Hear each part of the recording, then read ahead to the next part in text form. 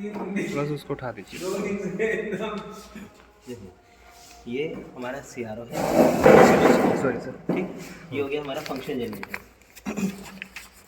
हमने क्या करा, फंक्शन जनरेटर से सिग्नल हमारा जनरेट किया, ठीक। उसको हमने कनेक्ट कर दिया हमारे ऑसिलोस्कोप के साथ। ये आ गया हमारा सिग्नल।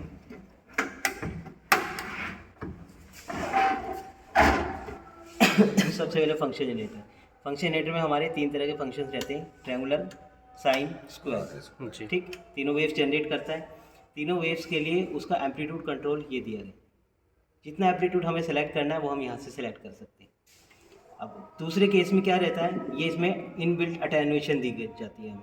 अटेनुएशन मीन्स अगर हम जैसे एक्सपेरिमेंट करते हैं एम्पलीफायर के, तो उसमें सिग्नल अभी इसमें जो डायरेक्ट आ रहा है वो वोल्ट का आता है, जैसे 2 volt peak to peak, 3 volt, 5 volt peak to peak. जब हम एम्पलीफायर यूज़ करते हैं तो उसके लिए हमें इनपुट सिग्नल चाहिए होता है मिली वोल्ट में, तो हम ये अटेनुएशन ऑन कर देते हैं। ऑन करने के बाद में सिग्नल क्या होता है, अटेनुएट हो जाता है, मतलब छोटा हो जाता है। 20 dB की अटेनुएशन अप्लाई करी तो सिग्नल हमारा ये छोटा हो गया, ठीक।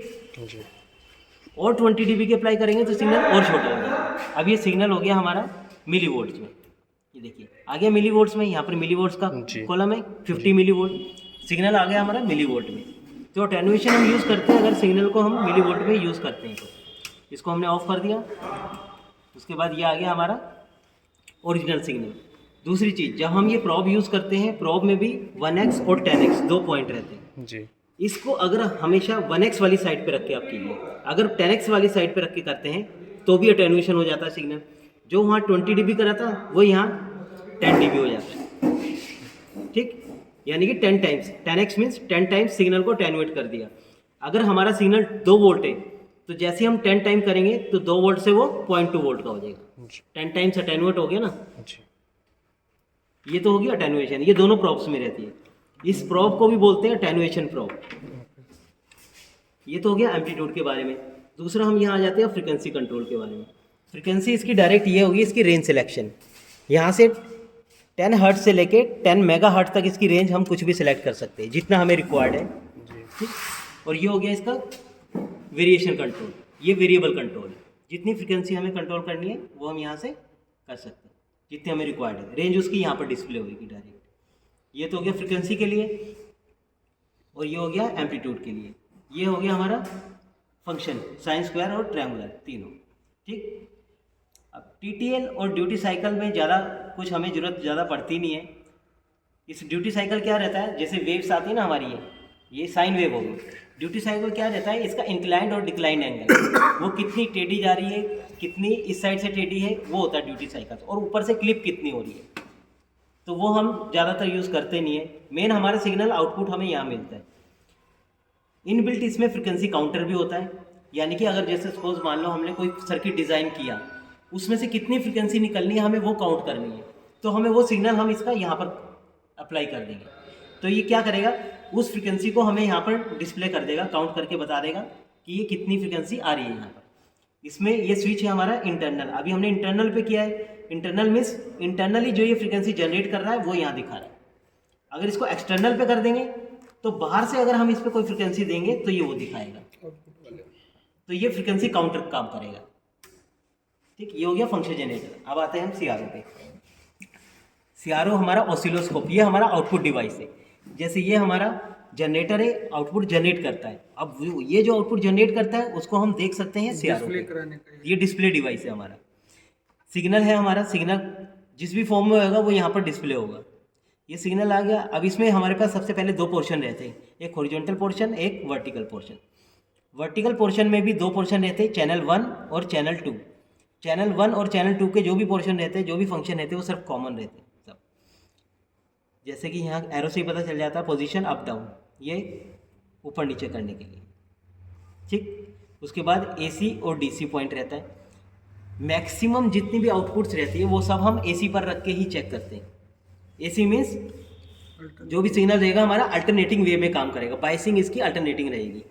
अगर हम DC में काम करते हैं, इसमें DC में क्या रहता है, जो DC वोल्टेज रहती है ना, वो हमें जितनी भी हम रीडिंग्स लेंगे उसमें वो इंटरफेयर करेगी। DC का एक्सपेरिमेंट सिर्फ एक आता है क्लिपिंग एंड क्लैंपिंग करके, तो क्लैंपिंग का जो एक्सपेरिमेंट रहता है उसके लिए हम इसको डीसी पे सेलेक्ट करते हैं, अदरवाइज जितने भी हमारे एक्सपेरिमेंट रहते हैं वो सब हम एसी में रख के करते हैं। ग्राउंड आ गया, ग्राउंड जैसे ही हम दबाते हैं ग्राउंड उसमें क्या स्ट्रेट लाइन में आता है, सिग्नल को शॉर्ट कर देता है। स्ट्रेट लाइन हम किस लिए करते हैं, मान लो हमारा सिग्नल यहाँ है कहीं भी है, तो हम उसका बीच में एक्सिस सेट करने के लिए उसको ग्राउंड करते हैं और उसके बाद उसको सिग्नल को सेट कर लेते हैं ताकि वो सिग्नल को हम पूरा सही से रीड कर पाए। ये हो गया वोल्ट्स पर डिवीज़न। सिग्नल को पढ़ने के लिए, उसको मेज़र करने के लिए कितना एम्पलीट्यूड हमारा आ रहा है, वोल्ट्स पर डिवीज़न हम सेट करते हैं। जैसे कि अभी ये मान लो 5 वोल्ट पे है, तो यानी कि एक डिवीज़न 5 वोल्ट का हुआ, तो टोटल सिग्नल कितने का हुआ हमारा, हम यहाँ पर रीड कर सकते हैं 1 2 3 बॉक्सेस में, यानी कि 3 डिवीज़न में हमारा सिग्नल आ रहा है और 5 वोल्ट एक डिवीज़न का है, तो टोटल सिग्नल हो गया 15 डिवीज़न का। ठीक, 15 वोल्ट का सिग्नल हो गया हमारा। उसके बाद यहाँ तो सिलेक्शन रहती है चैनल 1 चैनल 2, जो चैनल हमने सेलेक्ट करना है वो यहाँ से सेलेक्ट कर सकते हैं। ड्यूल करेंगे, दोनों चैनल एक साथ आएंगे, ये चैनल 2 चैनल 1। ठीक, जो चैनल यहाँ से सेलेक्ट करेंगे वही यहाँ पर भी सेलेक्ट करेंगे। ये हमारा ट्रिगर का ऑप्शन रहता है, ट्रिगरिंग को हमेशा ऑटो पे रख के करना है। चैनल 1 अगर यूज़ कर रहे हैं तो चैनल 1 पे करना है, चैनल 2 यूज़ कर रहे हैं तो चैनल 2 पे करना है, और अगर दोनों यूज़ कर रहे हैं, ड्यूल यूज़ कर रहे हैं, तो दोनों में से किसी पर भी रखना उस पर है जिसको हमने रेफरेंस मानना है। अगर हमने इनपुट 1 पे दिए और 2 से हम सिग्नल ऑब्जर्व कर रहे हैं तो हमने इसको 1 पर रखना है, अगर इनपुट 2 पर दिए तो इसको 2 पर रखना है। ये दोनों के केस की बात है अगर ड्यूल यूज़ कर रहे हैं। ट्रिगरिंग इसमें हमेशा इंटरनल पे रख के करनी है। अगर एक्सटर्नल पे आप करते हैं तो उसके लिए हमें अलग से एक ट्रिगर सिग्नल यहाँ पर देना पड़ेगा, तो क्योंकि वो ज़्यादातर हमारे पास ऑप्शन अवेलेबल नहीं होता, तो इसलिए हम ट्रिगरिंग इंटरनल यूज़ करते हैं। ये लाइन जो है उसके बाद कौन सी लाइन, ये वाला लाइन में दी, उसकी ज़रूरत नहीं रहती लाइन की, बस इंटरनल और एक्सटर्नल ही हम यूज़ करते हैं। ठीक, उसके बाद ये रहता है हमारा टाइम डिवीज़न, हॉरिजॉन्टल में आ जाते हैं। ये रहता है हमारा फ्रीक्वेंसी मेजरमेंट के लिए, ये टाइम पर डिवीज़न, यानी कि सिग्नल का टाइम पीरियड कितना है।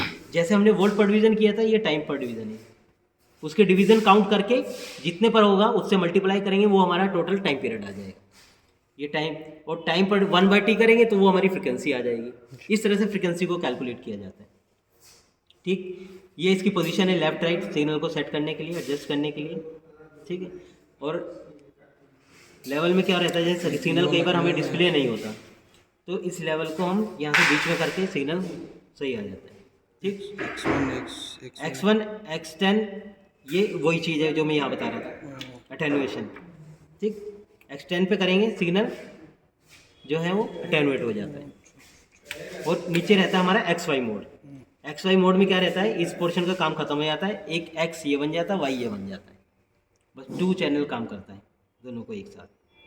उस केस में ही वो XY मोड काम करता है। ओके।